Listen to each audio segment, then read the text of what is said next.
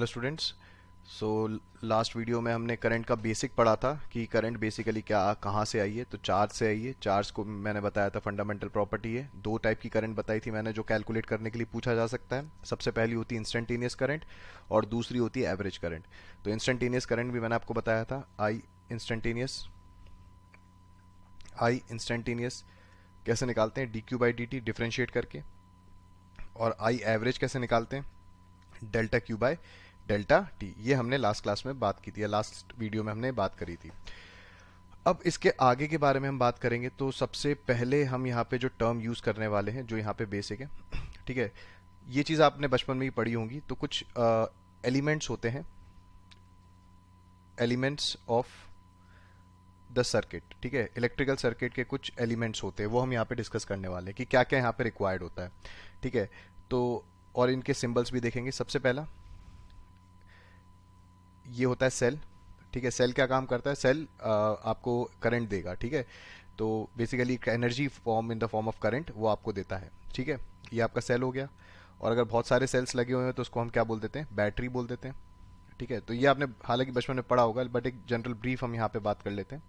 ये आपकी बैटरी हो गई, ठीक है। ऐसा कोई आड़ा टेढ़ा ऐसा कुछ बना रहेगा, इसको बोलते हैं रेजिस्टेंस, ठीक है। रेजिस्टेंस को हम डिटेल में पढ़ेंगे, लेकिन अभी बस एलिमेंट के बारे में हम देख रहे हैं। ये आपका रेजिस्टेंस हो गया, ठीक है। फिर आपका ये हो जाएगा आपका रियोस्टैट।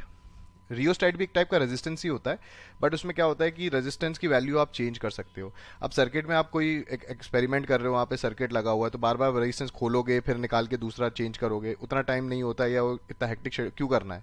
तो बेटर यही है, आप रियोस्टैट लीजिए, उसमें एक आगे नॉब रहता है, उसको आप सेट करते चलिए। तो सेट करने पर क्या होगा, रेजिस्टेंस का वैल्यू चेंज होता रहेगा, तो आपको बार बार उसको निकालना जोड़ना नहीं पड़ेगा, ठीक है। तो ये आपका हो गया रियोस्टैट, ठीक है। ये होता है सिंपल वायर, ठीक है। जहाँ ये सिंपल वायर आपको नज़र आ जाए समझ जाइएगा कि आपको यहाँ पे कोई भी रेजिस्टेंस ऑफर नहीं होगा। तो ये बहुत बेसिक एलिमेंट्स मैंने आपको बताया, ऐसे बहुत सारे होते हैं। जैसे आपका ये बल्ब भी हो गया, ठीक है, बल्ब के बारे में भी हम पढ़ेंगे। तो ये आपका हो गया बल्ब, ठीक है।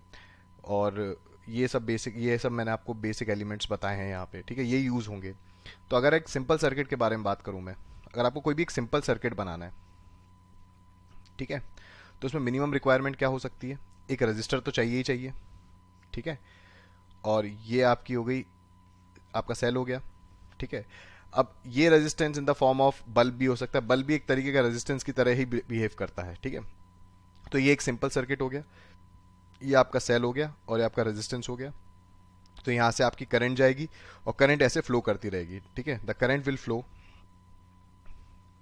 Current will flow in the circuit, ठीक है। करंट ऐसे फ्लो करती रहेगी, बट ध्यान रखिएगा करंट जितनी निकलेगी उतनी ही अंदर भी जाएगी, ये सबसे इंपॉर्टेंट चीज़ है, ठीक है। ये आगे हम जब कॉम्प्लेक्स सर्किट सॉल्व करेंगे तो उसमें मैं आपको ये चीज़ वापस से बताऊंगा कि जितनी करंट सेल से निकली है उतनी ही अंदर भी जानी चाहिए। मतलब वो रेजिस्टेंस पहले से ही उसका वो देख लेती है कि भाई इतना रेजिस्टेंस लगा तो इतनी ही बाहर निकलूंगी और इतनी अंदर जाऊंगी। तो ऐसा कुछ नहीं होता कि रेजिस्टेंस से निकलते निकलते करंट का वैल्यू कम होता है, ऐसा कभी नहीं होता। करंट जो रहेगी जितनी निकली है उतनी ही अंदर जानी चाहिए, ठीक है। For current to flow, current to flow, ठीक है, करंट फ्लो करने के लिए हमें क्या चाहिए रहता है, हमें चाहिए पोटेंशियल का डिफरेंस।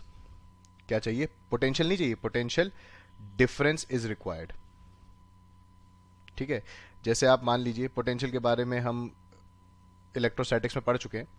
तो मान लीजिए रेजिस्टर है, ये पॉइंट का पोटेंशियल वी ए ले लिया मैंने और इस पोटेंशियल का वी बी ले लिया। तो जो करंट यहां से यहां फ्लो करेगी, ठीक है, वो किसकी वजह से करेगी, V A minus V B की वजह से the current will flow, not only V A की वजह से, नॉट सोनली वी बी की वजह से। तो करंट विल फ्लो, ठीक है। होप आपको इतना समझ में आया होगा। Thank you very much.